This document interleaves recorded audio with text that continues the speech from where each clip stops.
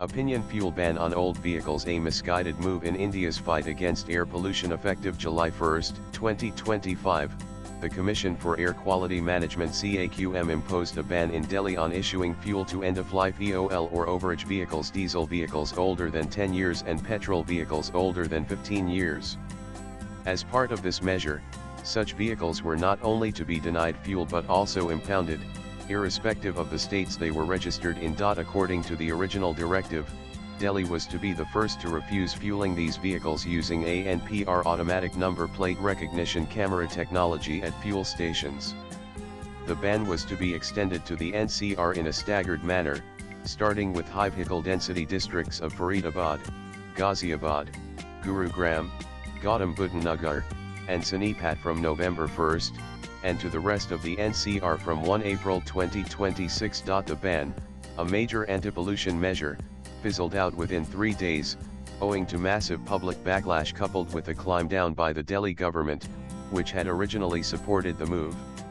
Delhi Environment Minister Manjinder Singh Sirsa hailed the ban's postponement as a people-centric decision and a big relief for thousands of citizens who were unfairly impacted. The new D-Day on Tuesday, July 8.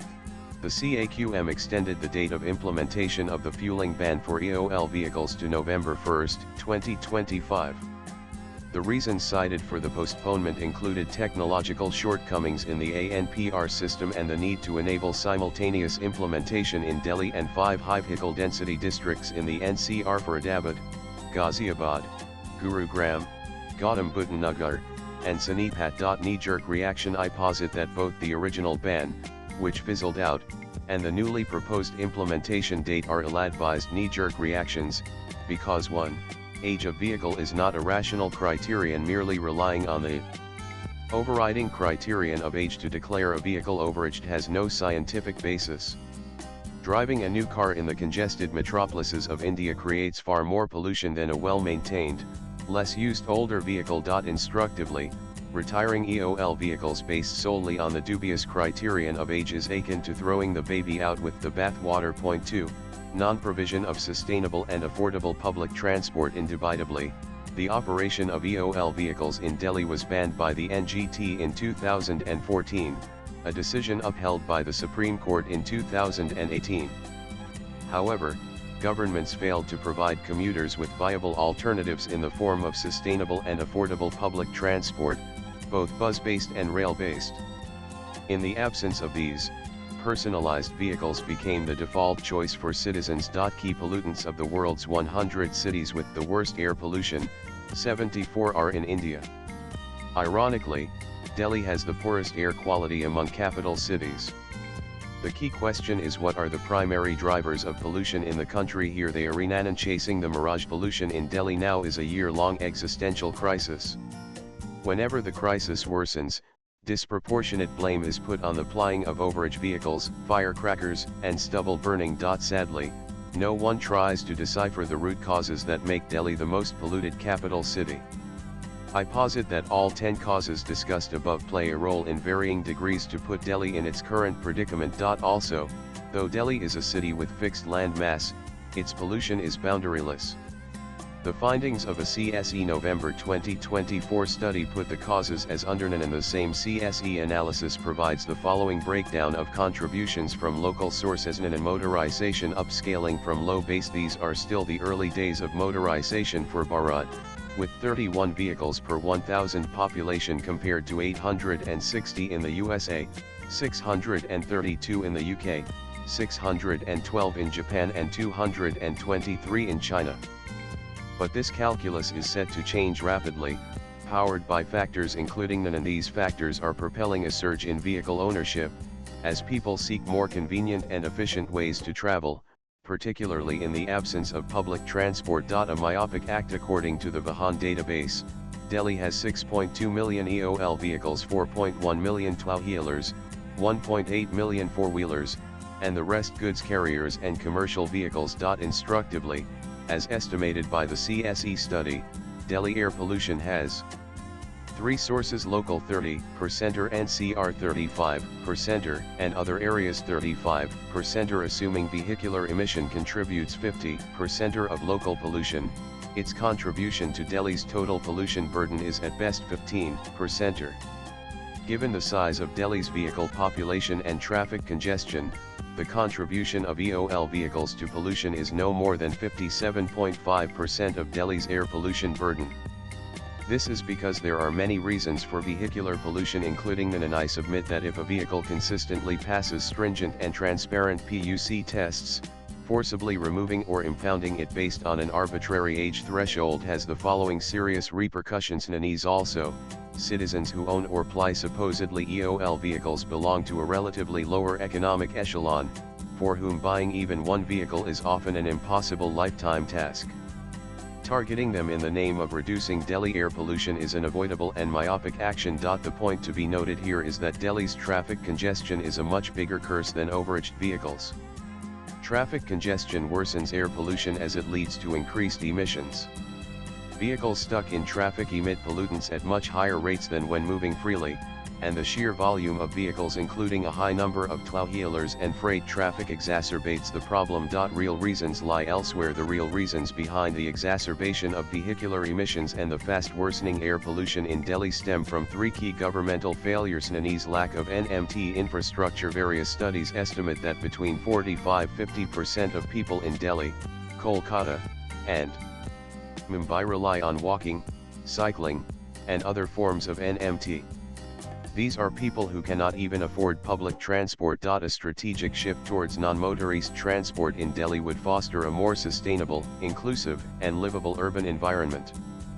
But the irony is that Delhi lacks adequate NMT infrastructure. Pedestrian walkways and cycle paths are either missing, inadequate, or poorly maintained, which hinders the use of walking and cycling as viable modes of transport. Also, NMT users form the most vulnerable group and suffer the most in road accidents. In Delhi, the proportion of NMT user fatalities exceeds the national average of 70.8%. Bus service in disarray, filed in 198,485 by a lawyer named MC Mehta. A bill in the Supreme Court aimed at reducing Delhi's pollution is the country's longest surviving public interest litigation. In a landmark judgment, the Supreme Court had directed the Government of India to augment Delhi's public transport to 10,000 buses by 1 April 2001. In 2001, Delhi's population was 13.85 million. It increased to 16.80 million by 2011 and is estimated to reach 34.7 million in 2025, according to the UN's World Urbanization Prospects. Yet even in 2025, Delhi has failed to meet the 2001 Supreme Court mandate of 10,000 buses. Erase the current picture in and despite the government's push to replace CNG buses with electric ones, the additions are falling far short of the retirement rate. This situation persists despite the Delhi government's affidavit to the High Court in 2007, stating that the city needed 11,000 buses and the Transport Department's current estimate that 14,000 are needed to serve a daily ridership of 4.5 million. Given this context, citizens are left with no choice but to opt for polluting personalized vehicles, adding to congestion and worsening air pollution. How does Delhi compare with its global peers? Erase the data and good optics, bad and unsustainable. Policy banning overaged vehicles may offer good optics, but it is a poor policy choice.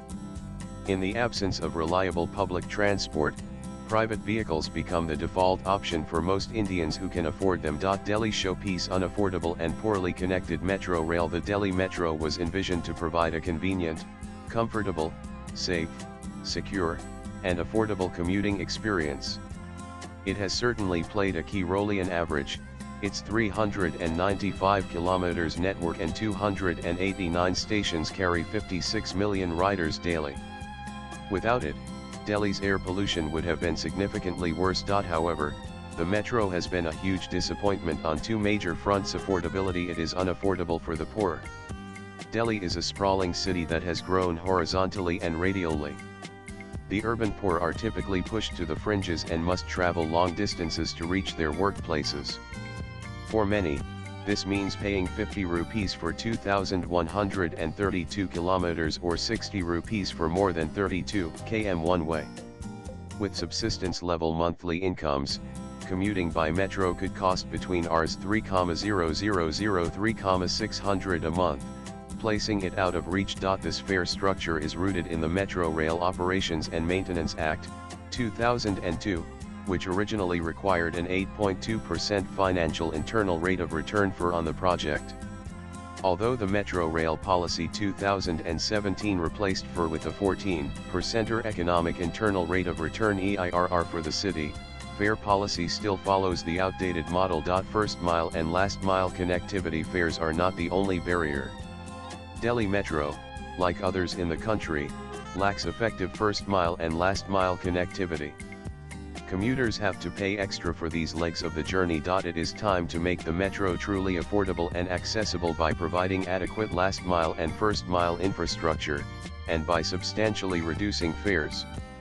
Even the poorest pay GST today. Why should public transport not be cross-subsidized? The state government must bear operational losses and treat capital expenditure as sunk cost. Moreover, Delhi NCR needs a 1,000 km metro network to become a thriving economic hub, a livable region, and one that can seriously cut air pollution. In the last 5 years, Delhi Metro has added just 3 kilometers to its length. It's time to take inspiration from Beijing and Shanghai if we are serious about making Delhi NCR a world-class urban agglomeration. It is, after all, now the most populous in the world, ahead of Tokyo. Postscript: the NGT banned the operation of end-of-life vehicles in Delhi in 2014. 11 years have gone by. If governments were serious about reducing air pollution, this period would have been sufficient to plan and implement 15,000 non-polluting buses and 800 kilometers of metro rail, with world-class first and last mile connectivity. This is the minimum Delhi needs. With growing discretionary income and rising aspirations, governments cannot stop citizens from buying personalized vehicles. But by providing adequate and affordable world-class public transport alongside other strong demand management measures, use of such vehicles can and must be significantly curtailed. It hasn't happened so far. It must happen now. Swipe left for next video. Not allowing end-of-life vehicles to refuel will be counterproductive if people are not provided with alternatives. And the alternative cannot be a token rebate of a few thousand rupees for purchasing new vehicles. The real solution lies in provisioning world-class public transport. As Gustavo Petro, former mayor of Bogotá and current president of Colombia, once famously said, a developed country is not a place where the poor have cars. It's where the rich use public transportation. Nan, the author, is a multidisciplinary thought leader with action bias, India-based international impact consultant, and keen watcher of changing national and international scenarios. He works as president, Advisory Services of consulting company Barsil. Views expressed in the above piece are personal and solely those of the author. They do not necessarily reflect News 18's views. Latest blogs.